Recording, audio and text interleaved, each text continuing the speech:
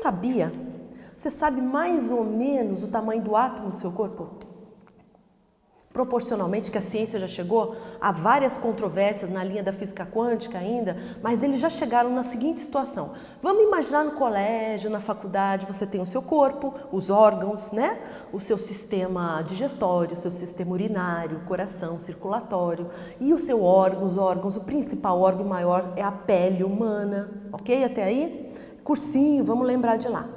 Aí você tem moléculas, células e átomos. Lembra do átomo, que é aquele que tem um núcleo e um sistema parece orbital, com os elétrons orbitando ao redor do núcleo, que é feito de prótons e nêutrons? Cara, eu não quero que você entenda sobre física nem ciência.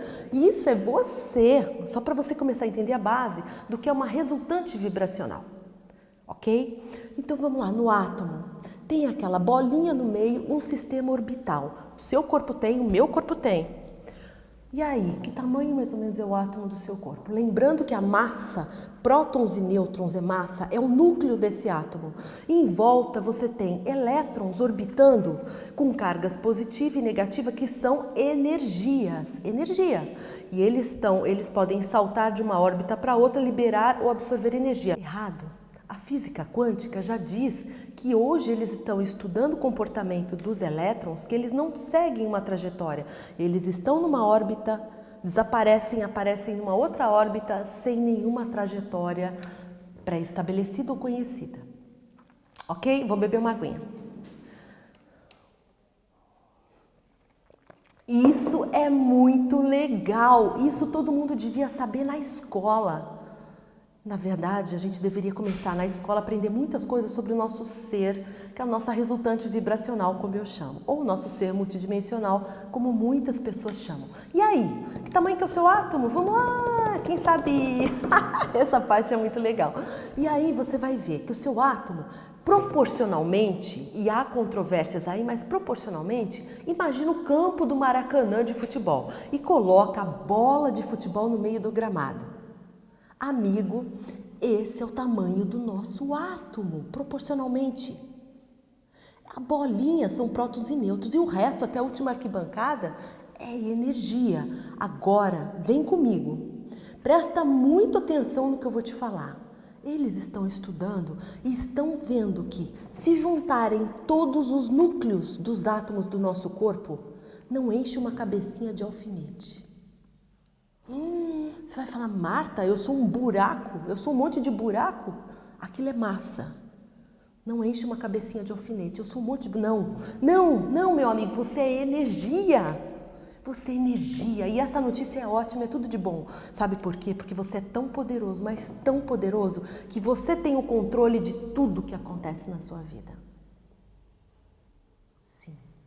Por isso que muita gente fala, Marta, mas a lei da atração é uma lei universal que funciona, mas comigo não funciona, eu faço, mentalizo, não funciona, e não vai funcionar mesmo, porque você é uma resultante vibracional. Isso eu vou explicar com calma. Por que a lei da atração não acontece comigo?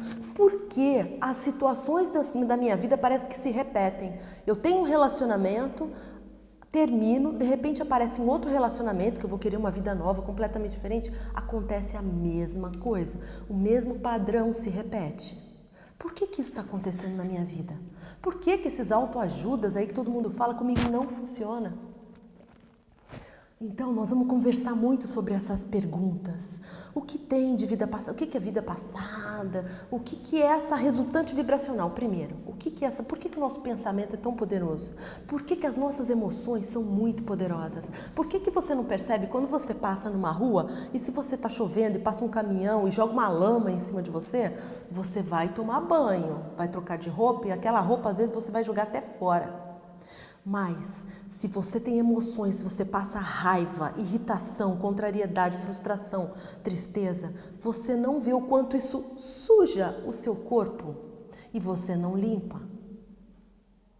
Só que isso interfere na sua resultante vibracional. Tá um pouquinho complicado, deixa eu facilitar um pouquinho. Vou começar agora a contar para vocês, é mais ou menos isso que eu vim falar. Tem centenas de casos documentados que estão virando um livro hoje, de pessoas que através da terapia de vidas passadas, com vários métodos que eu já trabalhei, e elas conseguem mudar completamente o seu padrão de comportamento. E eu já vou contar um caso desses para vocês entenderem melhor que loucura é essa. Porque tudo que eu estou falando para você parece mágica, parece loucura e não é nada disso. Somos nós chegando num lugar muito mais feliz sobre nós mesmos. E isso é só notícia boa. E eu estou aqui para compartilhar isso com você. Bom, quem que sou eu? Eu considero que eu estou Marta. Eu estou Marta porque eu já conheço a minha trajetória assim um pouco mais antiga e eu estou desenvolvendo uma experiência aqui na Terra agora de aprendizado como Marta, né? E com 5 anos de idade eu nasci numa família em São Paulo de classe média. Meu pai era piloto de avião, então ele tinha uma vida muito dinâmica, eu tinha contato com várias culturas do mundo. Nos trabalhos de escola eu levava tudo original, quer dizer, se era coisa que precisava fazer um trabalho sobre o México, ele trazia coisa do México para mim, se era coisa da Amazônia eu tinha, então, e eu me sentia assim, muito ligada às culturas do país e do mundo, né? E aí vim vindo numa situação às vezes muito difícil. Meus pais tinham problemas emocionais, eles nunca olharam, então às vezes eu tive vários problemas na infância. Mas com 5 anos de idade eu sempre fui muito curiosa. Com 5 anos de idade eu fiz uma trouxa, imagina, né? 5 anos de idade, 10 horas da noite, meu pai estava viajando e eu fiz uma trouxa, minha irmã era bebezinha no berço, fiz uma trouxa com o que eu considerava importante para sobreviver e saí e fui embora, fugi de casa, com 5 anos de idade, porque eu queria entender sobre a vida, conhecer a vida. Aí eu fui encontrada por uma mãe enlouquecida, assim, que eu me lembro que me levou para o banheiro.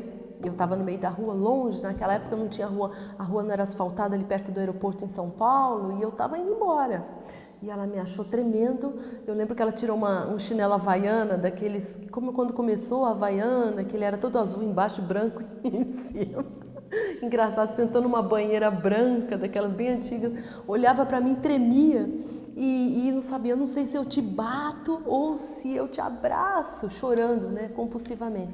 No fim ela não me bateu e desde lá para cá eu venho fazendo essas artes assim, de ser uma buscadora, né? E é legal isso, né? Você começa a descobrir algumas respostas. Vou dar um break. Vou respirar. Não, foi bom.